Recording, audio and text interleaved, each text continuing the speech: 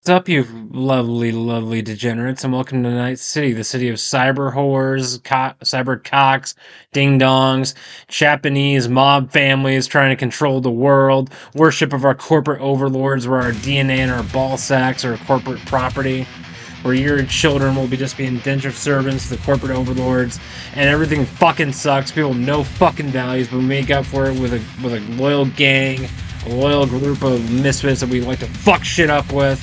And we go home every night and fuck our fucking cyber prostitute wives. That's the world of Cyberpunk, bitch. And that's the world I fucking love. Both as a tabletop and as a role-playing video game. You can do everything in this fucking city. Go fucking fuck the prostitutes, go fucking slaughter people with a freaking katana blade, fight against the corporate overlords, get involved in that gang warfare, because goddamn, I love me a gang warfare in a fucking Cyberpunk game. That's how we do things in my town, bitch. That's how we do things in my fucking town.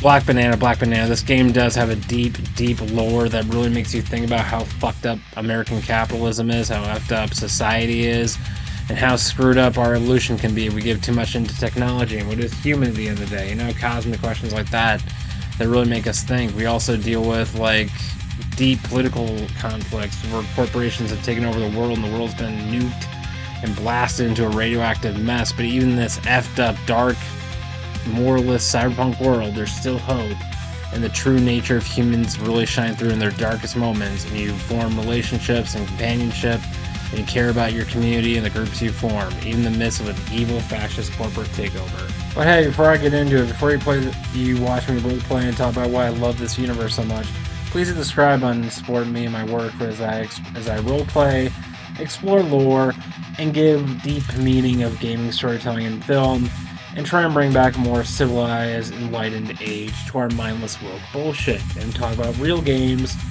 Enjoy my roleplay community online. Look, all this subscription help. Please hit the subscribe button if you want, and join the crusade against some stupid, demonic assholes across gaming and society. Okay, and let's get into the video. So Cyberpunk is real good nuked by corporations, super global warming, alternate history. We're bringing more of a fucked up, hyper capitalistic, hyper emo edgelord world than one we already live in. Trump ain't got shit on Arasaka. Arasaka is a Japanese mega corporation that literally controls the California, of course, fucking Calis. It's a massive, heavily tech world where most wildlife has been wiped out. There's been numerous world wars. America's been fucked over, even more so than it's usually fucked over. I mean, just look at the news. And corporations control everything, hyper-capitalism, and he can kill an evil machine cyborg guy with a dildo in the boss fight. That's the kind of world we're living in. Fucking love it. Yeah, just run around. You can run around and do gang war shit, fight other crews, you know, go down in there in the freaking streets and, like, clean up house, you know? Fuck those ass bastards. They want to use their techno fetishes on me? Fuck them. I'll kill those those fucking technophiles. I'll fucking kill them. I'll fucking slaughter them. Fucking degenerates. I'm gonna run around with my katana blades, killing, like, random, like, gang members, and like, you know, earning my reputation in the city for this. Fuck yeah. I mean, I need all that money for a good brain porno and a good space drugs. Hell fucking yeah. Yes, in this game there's a lot of degenerate sex. So if you're turned on by that, may not play. I mean, in the tabletop, I play with my friends in my community college. I was literally a streamer a Twitch star and a streamer in the post-apocalyptic world who crawled into the remains of the Vatican, stole the Pope's throne, his robes, and his hat, and became a gamer fuckboy who built an online cult and had an online robotic dildo. And me and my fucking friend Jasper got into a 40 fucking minute long fight for dice rolls. They're playing a girl fucking goth lesbian, of course they would, that freaking whore. And we just got into a massive, like, fight over my cybernetic supercock. I love tabletop role-playing games. The most fucked up shit can happen in your imagination. But no, I mean, there's even, like, holographic porno sex rooms in this game. It gets debauched, and if you're turned off by that, by all means, I get it. I'm not a Jesus freak anymore, but still. And speaking of which, something I really like about the lore is this is a completely fucked up, even more twisted timeline than the one we're already in. And one of the few things I like about it is Christianity took back the culture through grassroots activism and progressivism and saved the country through like helping people and being kind to people. And the Catholic Church even allows people to use birth control in this setting. So yeah, it took the world getting nuked for Christians to get the right idea in their head instead of the fucked up timeline we're living in. I mean, praise the God Emperor Trump, I guess. These Jesus freaks, these Christian nationalist fuckers. And those idiots are also in this world, but they're called out and treated like pieces of shit, like they should be. So yeah, there's a shit there. Christianity did take back America, but the right way. Loving kindness. Man, I wish our society would learn that. Fuck. But no, back to the world. It's an amazing, fucked up, dark, cybernetic world. We've landed on the moon. The corporate elite live in freaking space stations. Everyone lives in poverty. The corporations own your gene seed, your freaking bloodline on the corporate register. There's indenture servitude in your entire bloodline. God, I fucking hate capitalism in this world. But it gave us a bunch of kick-ass technology and really cool porno video games that we can go SAO in. So checks and balances. You win some, you lose some. So I don't mind losing my soul if I could spend all of eternity inside a cybernetic game fucking sorry. That'd be awesome. But no, this world is really gritty, it's really dark, the technology is amazing, it really makes you think and it has all these cool narratives about what is life, the significance of artificial intelligence, how we evolved as a species technologically, what's worth it, what's not worth it. Where does the human begin and the cybernetic construct end? That's a theme that's really touched upon in the video game. In this dark, fucked up capitalistic future, it's anarcho-capitalism to the extreme, folks. Corporations control everything. I mean, everyone is either a porn star working for Arasaka, military corporations who are leading the planet drive what little resources remain to create massive armies of drones and robots. And then there's all the gang wars happening in the city. It's a fucked up city. It makes fucking Blade Runner look... Well, it's a much more appealing version of Blade Runner. It draws a lot of inspiration from Blade Runner. If you're one of the few nerds like me who's aware of that movie's existence, good for you. Harrison Ford as best. This game is like GTA meets Mass Effect meets Blade Runner. It's fun. You can do whatever the fuck you want. Buy shit. Buy sex, buy food, buy drugs, roleplay like you wouldn't fucking believe. Fucking blow up the cops, because in this world all cops are bastards. It's one of the few times I'll say that retarded phrase, but yeah, in this world all cops are bastards and blowing them up is fun as hell. It's GTA logic. They come at you in droves and droves and droves, and you just slaughter them and go out like a fucking champ. Hell fucking yeah. Then there's the endings. I'm not gonna spoil the endings, but Arasaka is fucking everything up. And you got the reanimated AI ghost of fucking what's his name?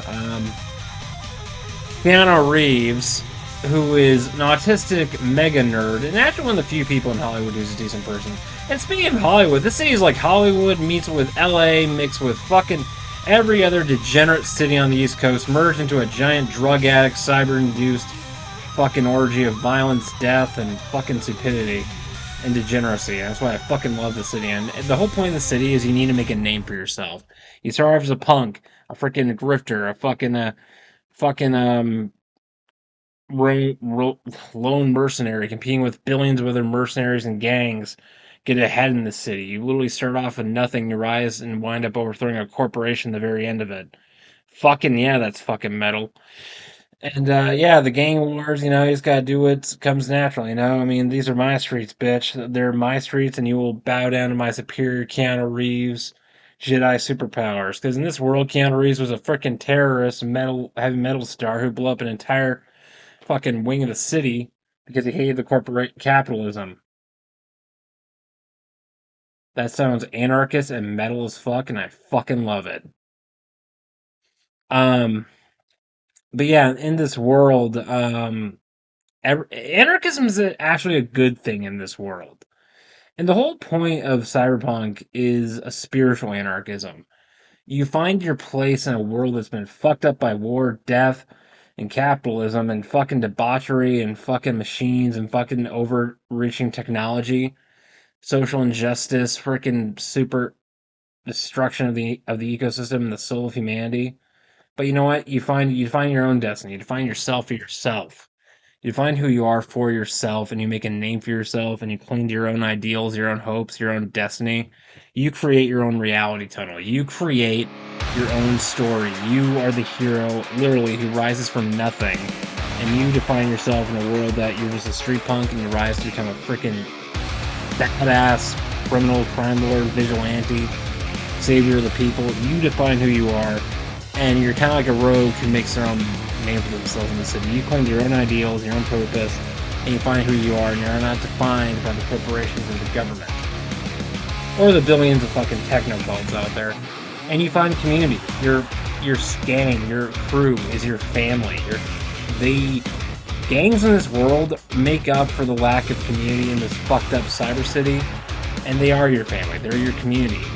There's literally gang members who are Catholic priests, and they're like your boss, and I fucking love that. And that's why I love Catholicism, but the idea of a married Catholic priest running a Latino gang on the South Side, I fucking love that shit. This world is so in depth with its lore, its history, its conflicts, its politics. This isn't just cyberpunk. This is like a realistic like depiction of what the world could look like, the geopolitics of what Earth could look like. We keep doing the shit we're doing that is fucking us up already, fuck us up even more. Unchecked capitalism, not the normal good free market we used to have in this country, but corporatism. There is a fucking difference, you fucking tankies. There is a fucking difference. I'm not getting into economics here. But if I had to say it, Adam Smith is definitely superior to Marx. Hot take. But no, I mean, we see this fucking like spiritual anarchism. You fight for your own ideals, you fight for your own community, you fight for your friends and family, and you form a community, you form relationships. At the very end, you can literally gather a gang of nomads and bikers and overthrow a corporate empire. That sounds fucking metal. You're the hero of your own journey. You gather your heroes and your allies and you fight the battles that will be fought. And you make a name for yourself and you form a family out of your gang members and your friends. I fucking love that. That's true anarchism in a sense that I agree with. It makes sense. It's a spiritual anarchism. And then there's matters of faith. That's ideals you fight for. That's an element of the role of both the video game and the tabletop. Ideals, things you belong to, cultural, like your background, where you come from, what your history is, who your gang is, who your crew is. Your crew is your family, and I love that. What can I say about the tabletop? It's edgelord as edgelord gets. You got drugs, you got all sorts of cybernetics, every kind of cybernetic you can think of, cyber dicks, cyber everything. Every human being is cybernetic on some extent, and that's a huge thing. What is human at the end of the day? What is human becoming? When does the human begin and the machine end? And you can get addicted to cybernetics. You can get addicted to cybernetics, and then there's a lot. And I will warn people about the video game and the tabletop, but the tabletop can be curated by any good. The video game can be really unsettling. I really want to put that out. It's an amazing, fun role-playing game with so much you can.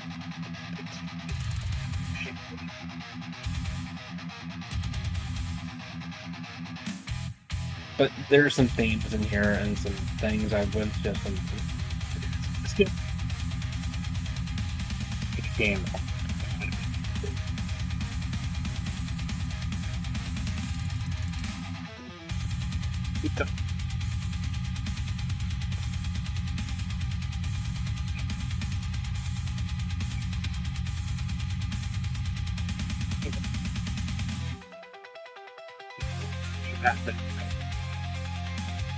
But for all those who don't, amazingly fun game.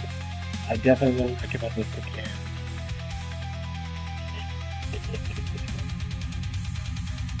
I don't.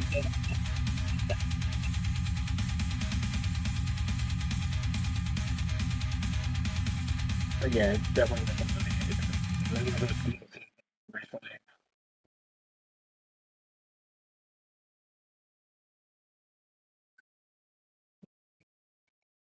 It shows. And things I want to talk about the tabletop, like I was saying, was it's an amazingly fun time. It's another 90s edgelord freaking. It's a 90s edgelord tabletop role playing game. What can I say? And that's fucking fun. It took inspiration from the cyberpunk and like obsession with cybernetics and technology of the late 80s and 90s. Plus, they throw in some Cold War politics, some critique of capitalism and the establishment.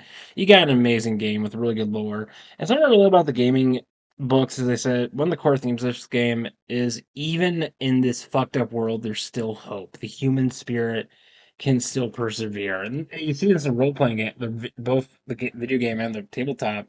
Humanity can rebuild. We're using technology and science to rebuild the destroyed ecosystems and like heal damaged areas of the planet. And I really resonate with that. Even in a world that's fucked up as cyberpunk, which is global warming and nuclear war, devastated planet with barely any biosphere left, there's still hope.